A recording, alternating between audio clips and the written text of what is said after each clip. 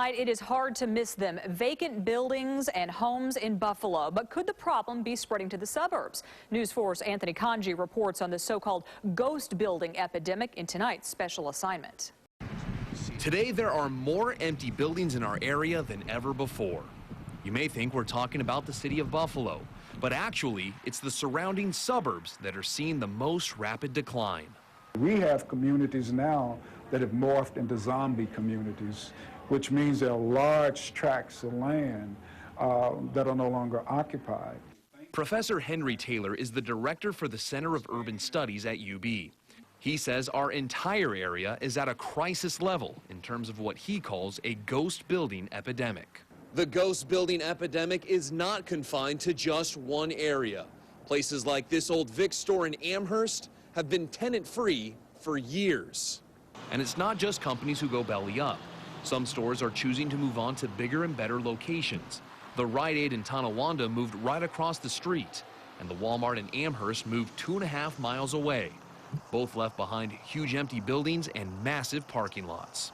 It's a huge issue because it's a built environment, and when companies begin to leave that environment, if you don't replace the activities that they're involved with, it begins to trigger the downward trajectory of neighborhoods and communities. Even if it's in a vibrant community, say like in Amherst, and people begin to move out of one sector, then that investment in that area may stop and it'll occur some other location in place.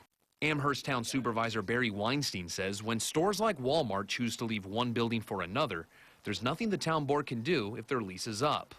Walmart moved to Sheridan Drive without any taxpayer subsidy, and they're entitled to do whatever they want. But when the tenants of a store of that size leave, it's very difficult to fill. The space may never be filled. So where do we go from here? To encourage new business, Amherst has an adaptive reuse program for those who want to move into these vacant spaces. If someone wants to move into that building, we'll give them some financial support and some zoning support to see a building brought back to life. Professor Taylor says fresh ideas and more programs like the one Amherst adopted need to be put in place all over Western New York.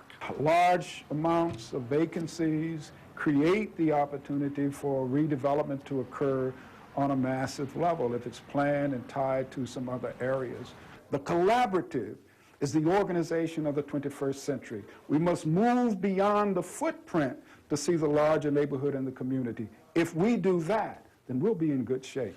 Anthony Kanji, News 4.